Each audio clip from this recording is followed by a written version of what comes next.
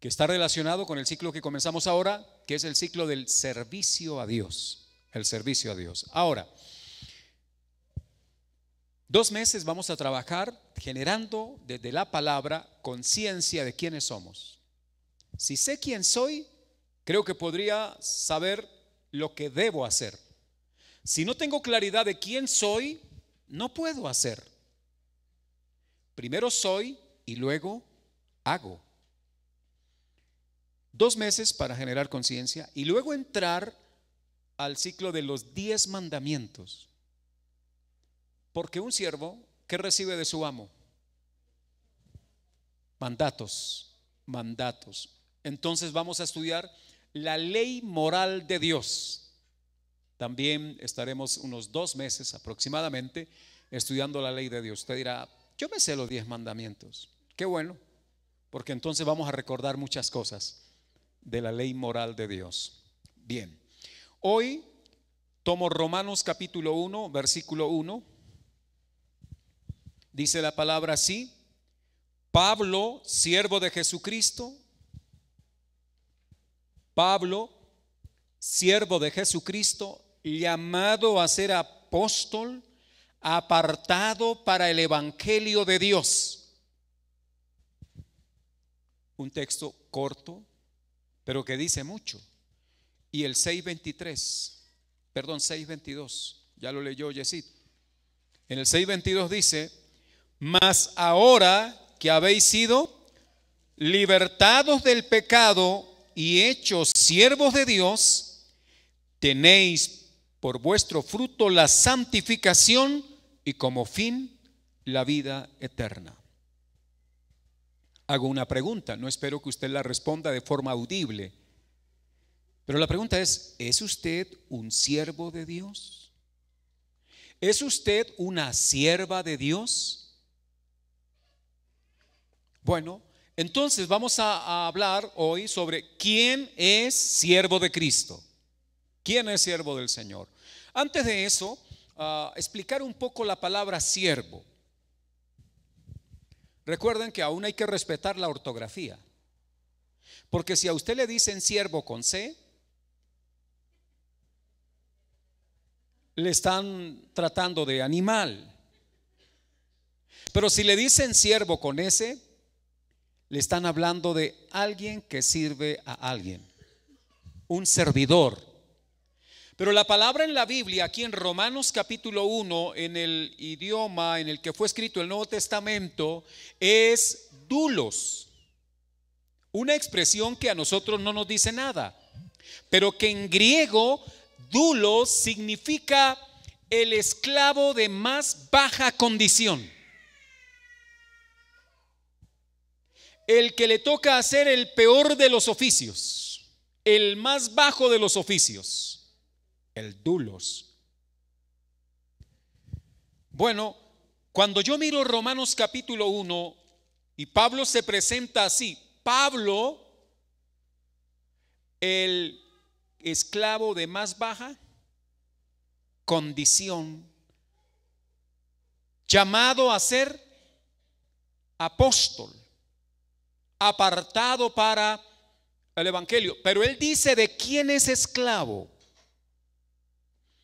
La palabra siervo suaviza en el contexto evangélico un poco las cosas, porque a veces se considera de que el siervo es el pastor, el predicador. Ese es el siervo. Él es un siervo. Pero todos los llamados por Dios a sus caminos, todos hemos sido constituidos siervos de Dios. Por eso hablamos en la iglesia del sacerdocio universal, lo cual indica que todos los creyentes somos parte del servicio a Dios, que ya no hay una élite especializada para servir a Dios, sino que todos los que creen en Cristo son ahora el sacerdocio delante de nuestro Dios. O sea, los ministradores, los servidores delante del Altísimo. La pregunta ¿es usted siervo de Cristo? ¿Es usted sierva de Cristo? A esa pregunta, el que cree en Jesús debe responder de manera afirmativa diciendo: sí y por supuesto yo soy un siervo o una sierva de Cristo. Pero no hago mucho. Bueno, eso vamos a mirar porque los siervos siempre están haciendo cosas. Entonces lo que vamos a intentar todo este tiempo es mirar que todos los que estamos aquí en esta mañana somos siervos de Dios. Usted dirá, pero yo no predico. Debe predicar. ¿Dónde? En su casa, en la empresa, en la universidad, a donde Dios le lleve. Pero quiero aclarar algo. Si usted tiene un negocio y lo administra bajo los principios del reino, usted es un siervo de Dios en esa área. Quizá en el pasado se consideraba de que una persona que administraba una empresa debería dejar de ser administrador de empresas para venir ahora a convertirse en siervo de Cristo. Quiero decir que si es un cristiano que administra una empresa, es un servidor de Cristo atendiendo a otros asuntos que también corresponden a Dios. Porque la empresa, porque el negocio que usted tiene, ¿de quién es? ¿De quién es? De Dios, es del Señor. Y si usted atiende eso que es de Dios, usted es un servidor de Dios en esa área. Por eso todos somos servidores de Dios. ¿Tiene una familia? ¿Está criando unos hijos? Usted es una sierva de Dios si está haciendo esa clase de trabajo, porque tiene una misión. ¿De quién son los hijos que dice usted que son suyos? ¿Son de Dios?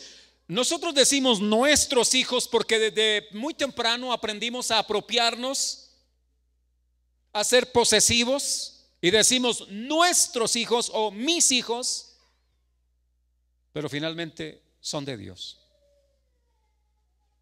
Por eso el día que Él quiera tomarlos, los toma. Son de Dios. Pero nosotros servimos a Dios criándolos, educándolos, cuidándolos. De esa manera servimos a Dios. Por eso debemos salir hoy de aquí con la mentalidad de que todos somos siervos de Dios. O sea, eso debe estar ahí. Bien, entonces, pero la palabra esclavo suena un poco pesada, ¿no? La palabra esclavo. Raúl, ante la palabra esclavo, ¿qué le viene? O la palabra esclavitud, ¿qué le viene a la mente? Servidumbre. Por ese lado, esclavitud. ¿Alguno puede opinar? ¿Qué viene a la mente cuando le hablan de esclavitud? De esclavos. Humillación. Sometimiento total. Pertenece a alguien. Ahora, contrario a la libertad, voy a preguntarles, ¿alguno de ustedes vio en el pasado una película llamada Raíces? Probablemente. Ahora, cuando nosotros estamos frente al tema de esclavitud, lo que viene a nuestra mente son esas imágenes grotescas del abuso de unos poderosos a unos débiles, alienándolos completamente, reduciéndolos, quitando la dignidad de seres humanos y aún sometiéndolos como si fuesen aún peor que animales. Eso es lo que viene a nuestra mente. Pero debo aclarar algo. El problema no está en el término esclavitud o esclavo. El problema está en unas imágenes que están aquí dadas por películas, por información, donde la esclavitud ejercida por el hombre sin temor de Dios abusa de otros, somete a otros, y esa clase de esclavitud horroriza. Esa clase de esclavitud nos hace a nosotros hervir la sangre, nos indigna, es repugnante. Pero debo aclarar algo. Una cosa era la esclavitud en lo que era la antigua Mesopotamia, de donde salió Abraham. Otra o muy similar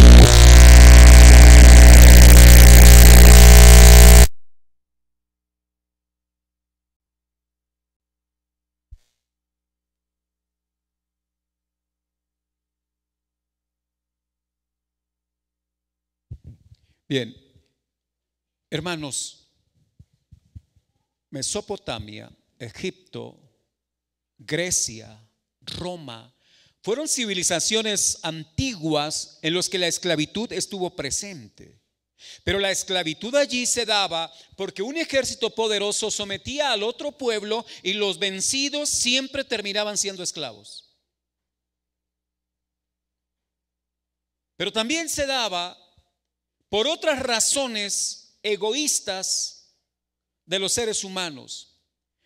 Cuando usted va a la Biblia, de hecho estaba leyendo en un artículo en internet de alguien que decía: la Biblia habla de la esclavitud y no la condena. Los que han leído toda la Biblia, la Biblia habla de la esclavitud y no la condena. Eso parece ser cierto, porque uno ve en la Biblia a Abraham teniendo esclavos y no dice nada la Biblia respecto al tema. Me explico, no hay una condena al tema de la esclavitud. El autor del artículo decía: ¿cómo puedo confiar yo en un libro que habla de una práctica tan horrorosa como la esclavitud y no se atreve a condenarla? Quiero decir que el que escribió ese artículo es enemigo de la Biblia. Pero nosotros sabemos que la Biblia es la palabra de Dios. Ahora, ¿cómo poder responder a esa afirmación? Que hayan hombres abusadores, que hayan hombres maltratadores, no significa que todos los hombres lo seamos. No sé si me hago entender. Que algunos ejemplos de esclavitud horrorosa avergüencen al hombre mismo, a la humanidad misma, no significa que en todos los casos la esclavitud fue así. Y por eso debo ahora hablar desde la Biblia respecto a que cuando la Biblia menciona la esclavitud no la condena, porque en ese caso o en esa situación el servicio a otra persona no estaba deshumanizándole, quitando dignidad de la persona que sirve. Veamos, desde muy temprano en el libro de Génesis ya encontramos nosotros hablando de la esclavitud. Ustedes recuerdan, Abraham tenía esclavos. ¿Es cierto o no es cierto? Es verdad. Es más, tenía uno que era su mano derecha. Se llamaba Eliezer, un damaseno. Abraham no tenía hijos. ¿Y sabe cuál iba a ser el gran castigo para este esclavo de Abraham si Abraham no hubiese tenido hijos? Quedarse con toda la heredad. Estoy hablando del contexto bíblico. Tanto que Abraham le dice: Dios, no tengo hijo, y todo lo que tengo pues finalmente va a ser de este criado. Porque él no tenía hijo. O sea que cuando una persona tenía, en el caso del contexto bíblico, tenía un esclavo y no tenía hijos, pues su riqueza, su herencia pasaba a los esclavos. ¿Le gustaría ser esclavo de pronto de Donald Trump?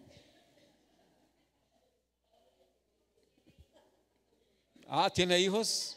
Tendrá bastantes, ¿no?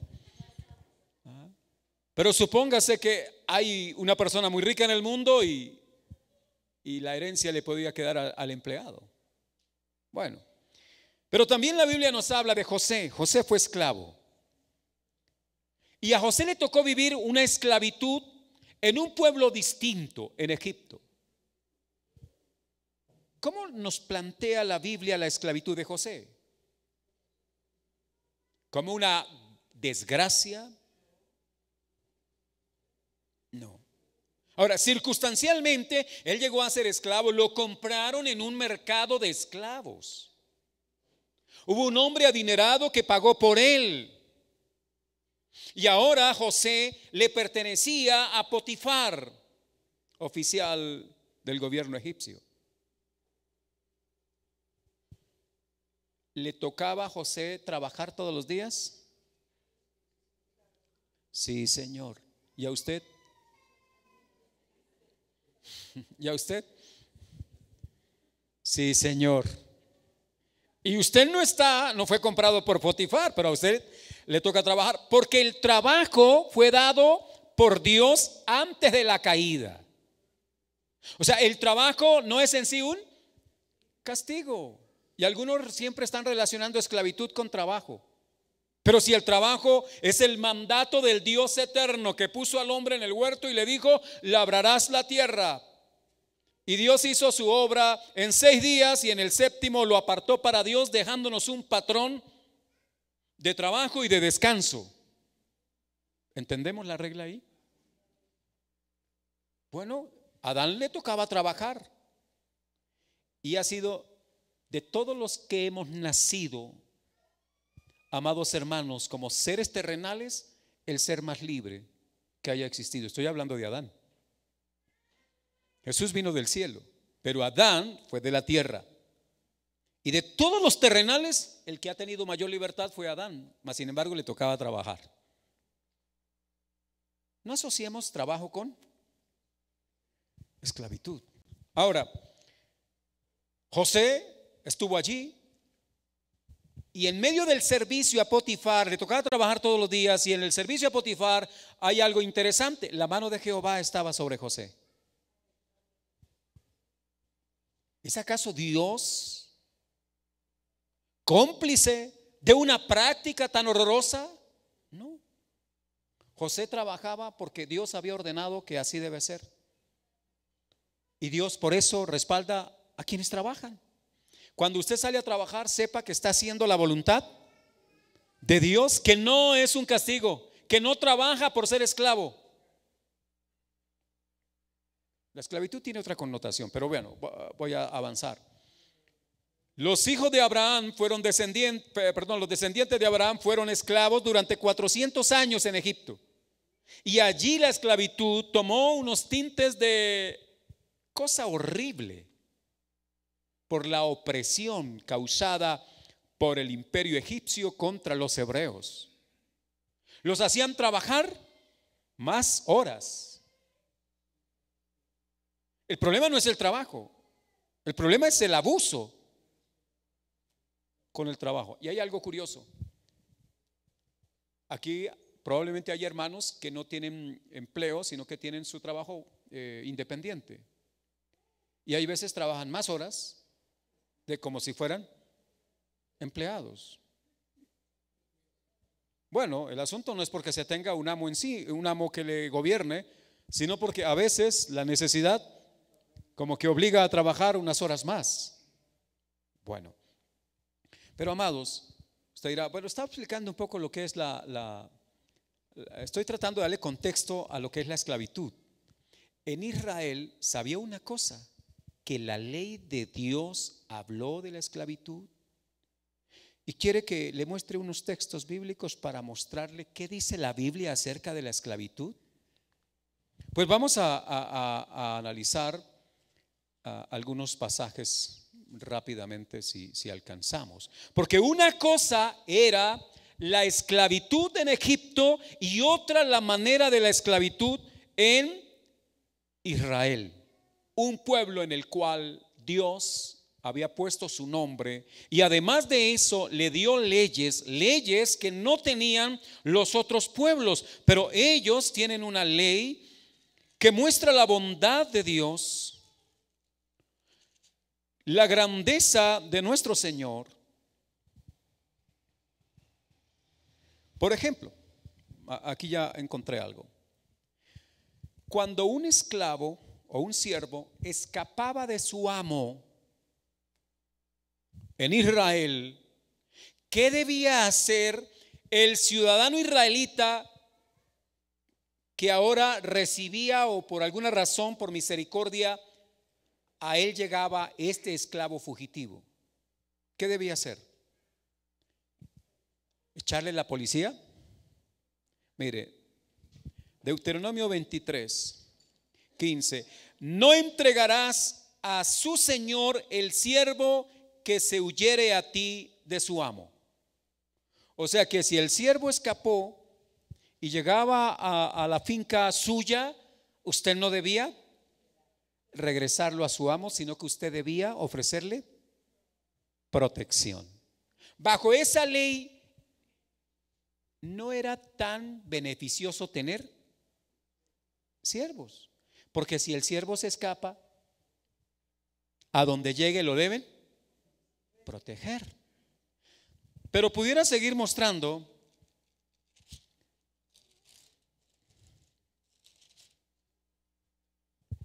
Mire lo que dice la palabra de Dios.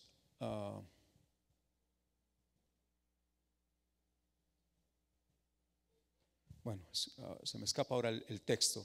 Quiero decir que en Israel, si alguno me ayuda, cuando un israelita tenía deudas con otro, tenía que pagarlas, porque Dios no se complace en los que no pagan las deudas. Pero para pagar las deudas, si no tenía algunos activos con los cuales poder cancelar la deuda, ¿sabe qué le tocaba hacer a ese israelita? Venderse. Venderse era ofrecerse como esclavo y hacerse ahora como un bien del otro. Entonces él le ofrecía: no tengo con qué pagarle, pero aquí estoy yo. Póngame a hacer lo que quiera y cóbrese la deuda. Pero hay algo interesante que no recuerdo ahora el texto, y es que allí en Israel el que se hacía esclavo para pagar una deuda trabajaba 6 años y en el año séptimo lo tenían que dejar en libertad. Y si eran otros esclavos, en el año del jubileo todos salían libres. O sea que no era tan beneficioso tener esclavos.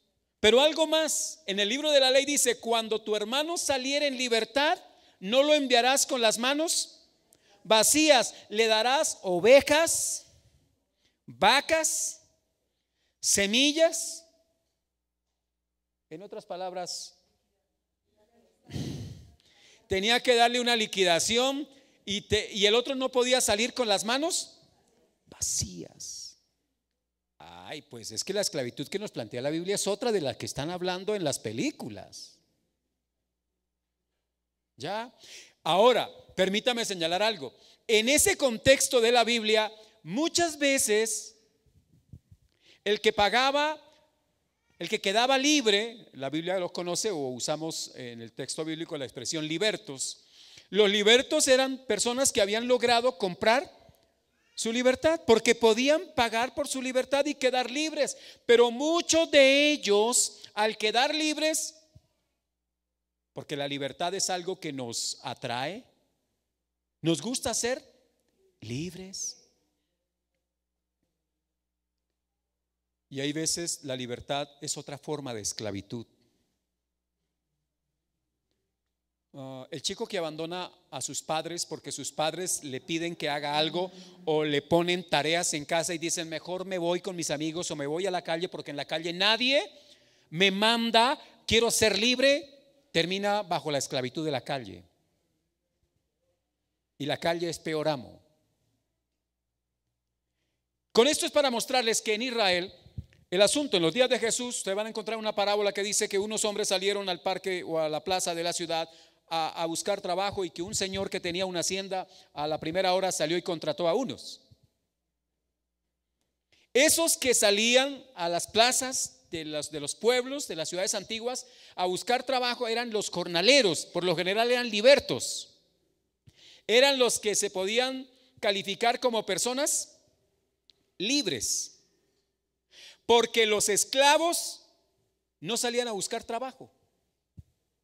Los esclavos tenían trabajo. En cambio, los libres salían el día lunes a buscar trabajo, porque si no trabajaban, no comían. Y entonces, si el día lunes nadie los contrataba, ¿sabe qué pasaba? No tenían comida para el siguiente día.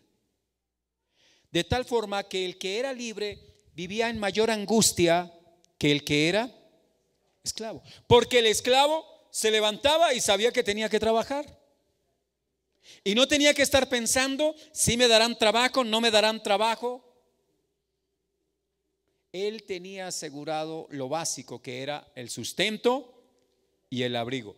Con esto para decirles que era mejor ser esclavo, hasta el punto de que algunos, cuando llegaba el tiempo de la libertad, ¿sabe qué decían? No me quiero ir. Por favor, amo, no me quiero ir. Y aquí viene un calificativo que se llama siervos por amor. Eran los esclavos por amor. Amaban a su amo los trataba tan bien porque la ley de Dios vela por el trabajador, porque la ley de Dios defiende la dignidad humana, porque la ley de Dios no denigra a la criatura que Él mismo formó, sino que Él la cuida. Los esclavos tenían derechos, tenían privilegios. Los amos tienen responsabilidades, como también deberes y derechos. Entonces algunos decían, no, yo no me quiero ir de esta casa, porque saber que al salir de la casa de ese amo, donde habían tenido comida por 20, 30 años, vestido y probablemente una familia, ahora salir y no tener nada era más difícil. Entonces decían, quiero ser esclavo por amor. El amo lo llevaba ante los jueces y allá en un poste le hacían un hueco en la oreja, ¿ya? Para dejarle señal que ahora, de a partir de ahí en adelante, a perpetuidad, era esclavo de ese amo. Solo para explicar el contexto de la esclavitud bíblica, ¿no? Porque ahora parecemos que somos siervos de Cristo. O sea, entonces sí, Dios está de acuerdo con la esclavitud. Pero una cosa es la esclavitud del mal y otra cosa es que seamos esclavos de Cristo. Hay una gran diferencia. ¿Ha tenido usted buenos patronos? ¿Y ha tenido malos patronos? Ahora, ¿el problema es el trabajo? No, el problema no es el trabajo. Pregunto, cuando tenía buenos amos, ¿le tocaba madrugar a trabajar? Porque tener un buen amo no es, ese me deja llegar a las 12. No.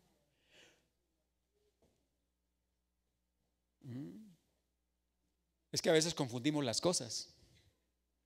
Mire, si uno tiene un buen patrón y le dice que a las 7 de la mañana hay que entrar a las 7 de la mañana.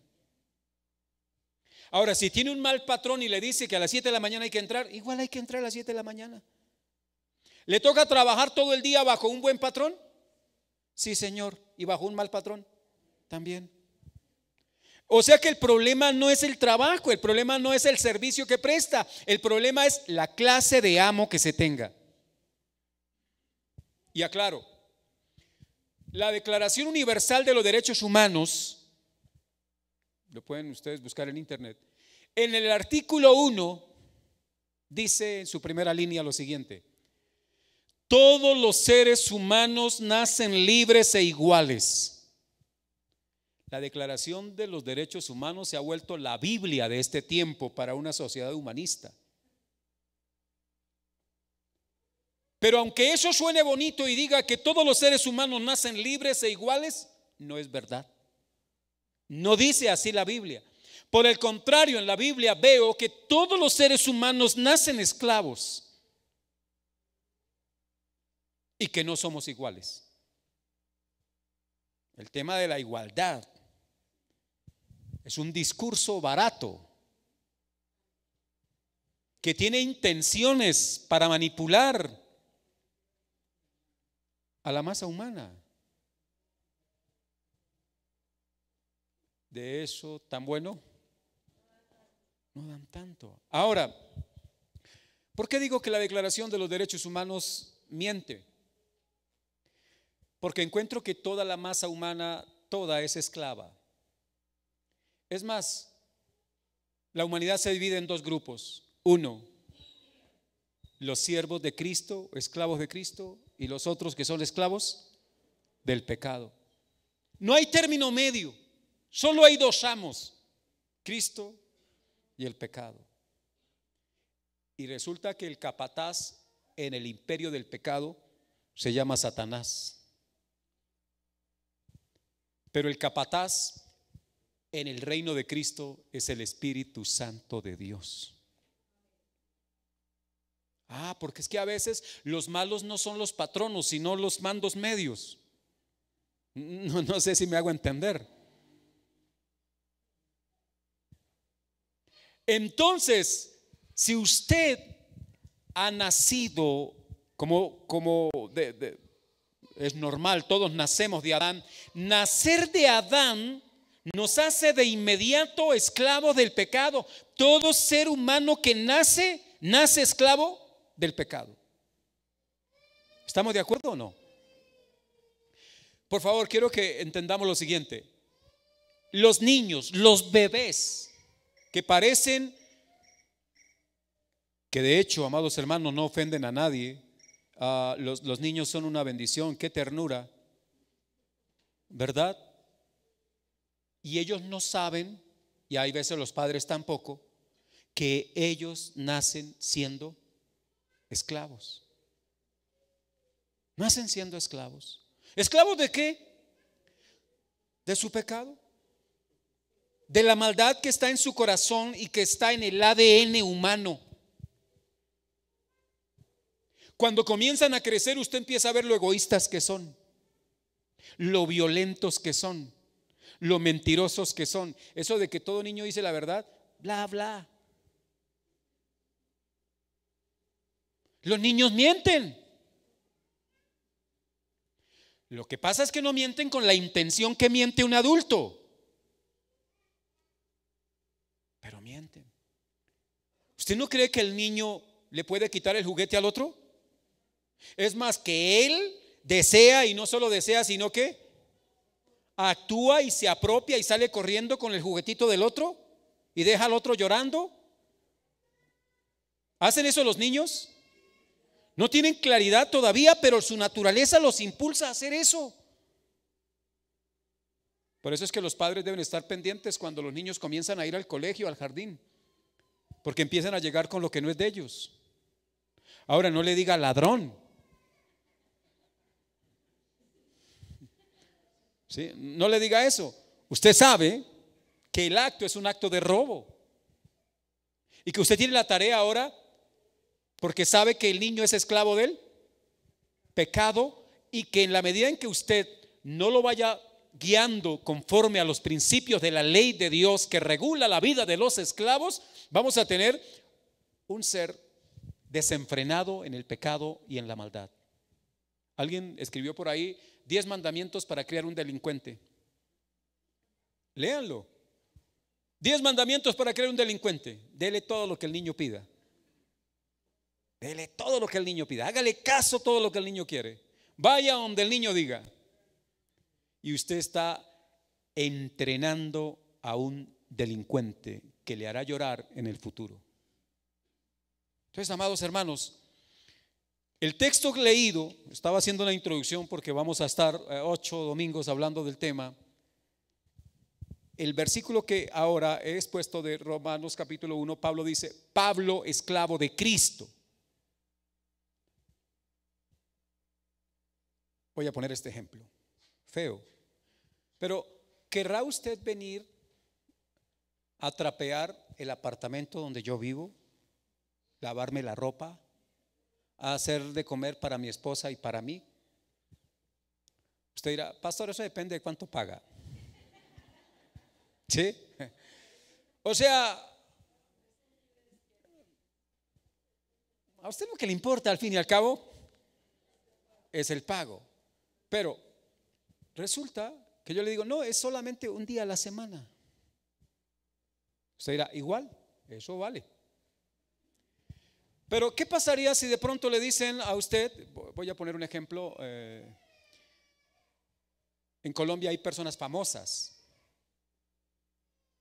En estos días estaba colocando el ejemplo de Falcao. No vive acá, pero supóngase que viviera acá. Es un personaje famoso, querido por el mundo del deporte. Y resulta que le dicen: usted podría ir a hacerle un favor al señor Falcao de plancharle la ropita y de hacerle el almuercito y sin cobrarle. ¿Usted lo haría? Sí lo haría. Claro, ahora voy a decir, sí, pero póngale cuidado. El problema está aquí es, quizás sea lo mismo que le toque hacer en mi casa, pero usted se siente privilegiado no por lo que hace, sino a quién se lo hace. ¿Me hago entender? Usted viene a hacerme el almuerzo a mí, usted no se siente privilegiado. Usted podría sentirse humillado, pues el pastor tiene manos. Pero si es alguien importante, mire usted, es más, que Díaz colocaba el ejemplo en una reunión, le decía a las personas que llegó el señor Falcao al aeropuerto. ¿Alguno quiere ir a traer la maleta del señor Falcao al aeropuerto? Varios, por el solo hecho de tener el privilegio de estar cerca y de algún día poderle decir a los hijos o a los nietos: yo le cargué la maleta a Falcao, yo lo acompañé en Transmilenio, me senté al lado de él. Me estoy haciendo entender, sin que le paguen nada, porque al reconocer la grandeza y la dignidad de a quien se le sirve, usted reconoce si es un privilegio o es una humillación. Aclaro, dependiendo del concepto que usted tenga de Cristo, sabe si es un privilegio servirlo a Él. Y no nos quedamos pensando: pero ¿por qué a mí me toca hacer esta tarea tan baja? No hay nada bajo cuando se le sirve a alguien grande.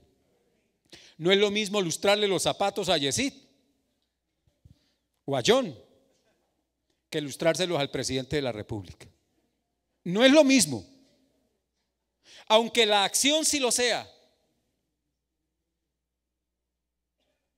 Entrar a la casa de John, a la casa de Néstor, llegar uno ya con el baulito de las betunes y decir: ¿para dónde voy a lustrarle los zapatos a? Eso no da ningún honor. Pero llegar allá a la portería de la casa de Nariño, es más, ¿cómo va vestido usted? ¿Sí me hago entender? ¿Cómo cambia todo eso? De inmediato todo se afecta. Porque si usted debe ir, Raúl, ¿cómo iría vestido a limpiarle los zapatos al presidente? Usted va de traje, sí señor, va de traje. Ahora la cajita, si es la misma, ese día va pulida la cajita. Pero si es a lustrarle los zapatos a John, echemos esas betunes por ahí, los cepillos por ahí en una bolsa, en cualquier cosa. El problema de nuestro servicio a Dios es que algunos no estamos identificando a quién le servimos. Pablo tiene claro, él dice: siervo de. ¿Y quién es Cristo para él? Todo. Lo demás lo estima como basura. Por eso él está hablando de que él es siervo de Cristo. Ahora, ese Pablo que habla en el versículo 1 como siervo de Cristo, está explicando en el versículo 22 diciendo: mas ahora habéis sido libertados del pecado, lo cual indica que ¿quién es siervo de Cristo? Uno que ha sido libertado por Él. Recuerden, usted no era libre. Algunos creen que al venir al Señor dejaron de ser libres. Error. Usted con venir a los pies de Cristo no es que ahora perdió su libertad. No, lo que pasa es que el Señor lo rescata del peor de los amos, del peor de los señores, que es el pecado, y del peor de los capataces, que es Satanás. Porque él mata, roba y destruye, pero Jesús da vida, y vida abundante. ¿Entendemos esto? Entonces, mire, mis amados, Pablo está diciendo que uno es siervo de Cristo si Él me lo ha libertado. O sea, uno no se liberta solo. Alguien tiene que libertarlo. Y en este caso, Cristo ha venido a libertarnos del señorío del pecado. Y al libertarnos del señorío del pecado, obviamente ahora Él tiene el señorío sobre nosotros. Pero ser siervo de Cristo es el más alto de los privilegios. Nehemías era un siervo en la corte persa. Él era el que probaba la copa del rey y le pasaba la copa al rey. Eso no era visto como algo degradante, era visto como un enorme privilegio, altísimo privilegio. ¿Se han dado cuenta que algunas veces en las empresas, la señora Juanita, ¿quién es la señora Juanita? La de los tintos. ¿Creen que es lo mismo de pronto en un negocito servir tintos a servir tintos en la corte real? ¿Llevarle el tinto a la reina Isabel? No es lo mismo. Ser el tintero allí, ser el de los tintos o la de los tintos, eso en la hoja de vida es supremamente importante, no por el oficio, sino a quién se le sirve. Eso es lo que da dignidad. Y entonces ahora el tema de la esclavitud, que es que el Señor nos ha libertado del pecado, indica que la acción liberadora la ha hecho Él, porque nadie se libera a sí mismo, lo cual muestra que hay un libertador. Ese libertador es Cristo. Si el Hijo os libertare, entonces seréis verdaderamente libres, libres respecto al pecado, pero hechos siervos ahora de Cristo. El pecado abusó de nosotros, el pecado nos arruinó. Más que eso, la Biblia dice que el pecado nos mató, allá mismo en Romanos. Y Cristo viene y nos da vida, nos rescata, nos da a nosotros el enorme privilegio de disfrutar una vida abundante. Los criados en la corte de Salomón, los que han leído, cuando vino la reina de Sabá, ¿qué fue lo que la sorprendió? Sí, la sabiduría de Salomón. Pero aparte de eso, la sorprendió ver cómo vivían los criados, los siervos de Salomón. Los siervos de Salomón vivían mejor que los señores de muchos reinos de la época. Ella quedó sorprendida con eso. Para nosotros no hay dignidad en la tierra y honor más alto en la tierra que ser siervo de Jesucristo. Le estamos sirviendo al Creador de todas las cosas, al Señor del universo, al que tiene el poder para crear por medio de su palabra y de sustentar todas las cosas. ¿Sabe una cosa? A veces nos paramos por ahí en el Cerro de Monserrate y decimos: oh, cuán grande es Bogotá.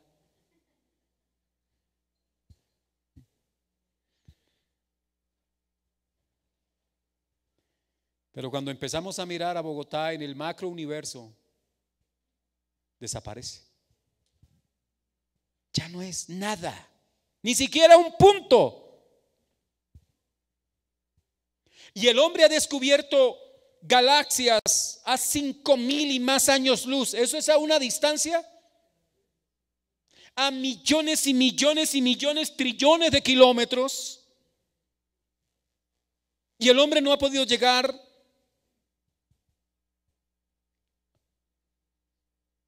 al final porque el universo desde la perspectiva humana es infinito. ¿Sabe? A Él le sirve usted, a ese Señor tan grande. Entonces, un siervo de Cristo es uno que ha sido hecho siervo de Dios, dice el versículo 22. Hechos siervos de Dios, ahora le servimos a Él. Es un privilegio, es una bendición, no es una carga. Deberíamos cargar acá un letrero grande que diga: siervo de Cristo. Mejor que suene duro: esclavo de Cristo. Y la gente le va a decir: uy, no, ¿esclavo? Como le quiera decir, pero servirle al Señor con un amo como Cristo, que dio su vida por nosotros. Entonces, no importa si me dicen esclavo, o si me dicen siervo, o si me dicen mandadero, no importa, porque sé a quién le sirvo. Pablo dijo: sé a quién he creído. Ahora, por último, quiero mostrar lo que dice el texto acá, el 6:22 de Romanos, porque ese versículo nos está diciendo la liquidación que van a tener los esclavos de Cristo. ¿Quieres saber cuál va a ser su liquidación? A ver, veámoslo, a ver si vale la pena, ¿no? En Romanos 6:22, por favor, no lo pierdan de vista ahí. Dice la palabra de Dios así: mas ahora, ese es el presente, ¿no? Ahora habéis sido libertados del pecado y hechos siervos de Dios. Y viene ahora sí. Tenéis por vuestro fruto, paga, si es que se quiere ver, resultado, fruto. Tenéis por vuestro fruto la santificación. Ojo, a quienes Dios ha liberado, Dios santificará. Hubo una película que ganó Óscares y todo esto en Hollywood, que fue Ben-Hur, una película muy vieja. Ben-Hur. Ben-Hur fue un esclavo en las galeras romanas y les tocaba por allá en el fondo, ¿verdad? Moviendo con remos. Era un esclavo de los bajos, de los más terribles. Esclavo, Ben-Hur. Con sed, con hambre, enfermos, morían en el fondo de las galeras. Uno dice, uy, qué horrible es la esclavitud. No, la esclavitud horrible es el amo que somete a alguien a esa clase de vida tan desventurada. Pero en el Señor, que nos corona de gloria, nos corona de su hermosura, que nos viste de lino fino, que nos da a comer su propia vida. O sea, hermanos, tenemos que aterrizar la realidad de quiénes somos. Y aquí dice, pues como fruto la santificación y como fin la vida eterna. Como diríamos en el lenguaje popular, vulgar, si quiere más, entonces no hay más que ofrecerle. Lo otro está en su mente, no quiero decir la grosería, ¿verdad? Pero si desea más, no está bien. Hermanos, cosas que ni siquiera pueden subir al corazón del hombre son las que Dios ha preparado para nosotros. ¿Alguna vez usted presentó una entrevista donde usted puso en la hoja de vida, recuerdan aquel formato Minerva, la 1004? 1003, gracias. Algo así, la pregunta, ¿qué sueldo desea ganar? O algo, había una pregunta así, ¿qué sueldo desea ganar? Y uno se ponía todo humilde, ¿no? El que la empresa asigne. Otros colocaban el mínimo. Si a usted le dieran la posibilidad, tal vez diría, bueno, yo necesito unos 2, 3, 4 millones de pesos. Y supóngase que usted dice, eso no me lo van a dar, pero tocar no es entrar. Y usted pone ahí 4 millones de pesos. Usted se queda pensando, me la van a rechazar. Me la van a rechazar porque con esa pedida, cuando de pronto lo llaman, le dicen, le vamos a dar 20. Bueno, eso es para morirse uno de un infarto. Lo que quiero decir es que Dios nos va a dar más, o nos da más de lo que deseamos y aún de lo que quisiéramos pedir. Un amo así debe ser servido con toda nuestra pasión, con todas nuestras fuerzas, con toda nuestra alma. No puede ser de otra manera. Por eso el mandamiento viene y dice, ama a Dios con todo tu corazón, con toda tu mente, con toda tu fuerza, con toda tu alma. Porque aquí no es un servicio donde el amor no esté presente. Aquí servimos por amor, somos esclavos por amor de aquel que nos tomó de la esclavitud del pecado para hacernos ahora siervos de la justicia. Hermanos, termino diciéndoles que a veces nos sentimos evangélicos, chévere, nos sentimos cristianos, pero pocas veces nos sentimos siervos. Y algo más, y si nos sentimos siervos, no lo vemos como algo tan grande y tan glorioso. La idea es, somos servidores de Cristo. No importa la tarea que debamos desempeñar, porque el honor no está en la tarea, sino a quien yo le sirvo. Usted es un servidor del Señor Jesucristo. Sírvele en casa, sírvele en el trabajo, sírvele en el estudio. No sea menos.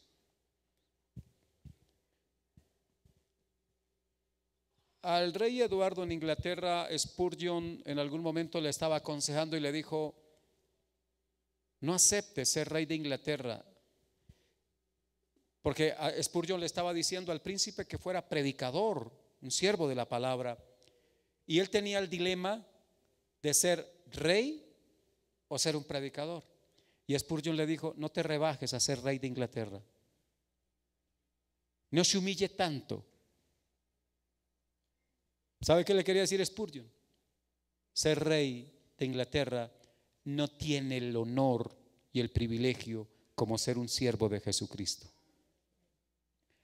Así que jóvenes que están acá, que están estudiando una carrera, no se pavoneen por ser profesionales en alguna área del conocimiento. Eso es necedad, eso es vanidad. Y hay veces lo primero que nos dicen: bueno, ¿quién es usted? En vez del nombre decimos: yo soy administrador de empresas, yo soy arquitecto, yo soy abogado, yo soy médico. No le estamos preguntando su oficio, su profesión. ¿Sabe qué deberíamos decir nosotros? ¿Cómo se presenta Pablo? Pablo tenía cartones para mostrar, importantes. Un hombre con cultura, con un nivel académico de rabino, o sea, doctor en la ley, conocedor de las leyes romanas, experto en filosofía griega, conocía las diferentes escuelas griegas, políglota, porque hablaba latín, hablaba griego, hablaba hebreo, hablaba arameo. ¿Sabe qué dice él? Todo eso para mí es basura, con el único propósito de servir a aquel que me llamó para que sea su siervo. ¿Estoy acaso desestimándole ahora para que usted no siga su carrera? No le estoy diciendo eso. Es: sea abogado, sea médico, sea arquitecto, astronauta, vaya a Marte, a donde quiera. Pero recuerde que la forma de identificarse suya es a quién le pertenece. Usted es siervo de Cristo. Hoy por hoy se ha perdido eso, hermanos. Ya no decimos soy de Cristo. Ahora es más importante ser de determinada congregación, porque es la congregación la que le da a usted estatus, o el nombre del pastor, porque si el pastor es reconocido, entonces ya no dicen yo de tal iglesia, sino soy de la iglesia de fulano de tal. Hay una sola iglesia en la tierra, es la de Cristo, y hay un grupo que le sirve, son los servidores de Cristo. No, la partícula de para Pablo no es un problema. Él dice de Cristo. El feminismo le metió en la cabeza a muchas mujeres, sobre todo en Colombia y en algunas partes de Latinoamérica, que ser de el apellido del esposo era una gran ofensa. Perdónenme las hermanas, ¿no? Qué pena, ¿no? Mi madre todavía carga en la cédula de Duarte. ¿Sí? Pero eso cambió. Y no, eso no es importante. Quiero decir que eso no es importante, porque si es Marixa de Duarte, pues eso no le da ningún honor. Pero si es de Cristo, eso sí tiene valor. Entonces las mujeres quitaron eso, mientras que en Estados Unidos, un país más desarrollado, allá ellas se identifican con el apellido del esposo y no son menos mujeres por eso. Entonces ese de que genera pertenencia, procedencia y dignifica, a veces lo quitamos y entonces ya no decimos ser siervos de Cristo. Pero esa debe ser nuestra distinción. Hermanos, el próximo domingo seguimos con otro aspecto del tema del servicio a Dios, porque vamos a ir entendiendo ciertas cosas. Si yo soy un esclavo de Cristo y Él es el amo, hay una relación ahí con Él y significa que hay que hacer caso. Hablaremos más adelante de todos estos temas, porque si, como dijo el Señor en Malaquías, me llamáis Señor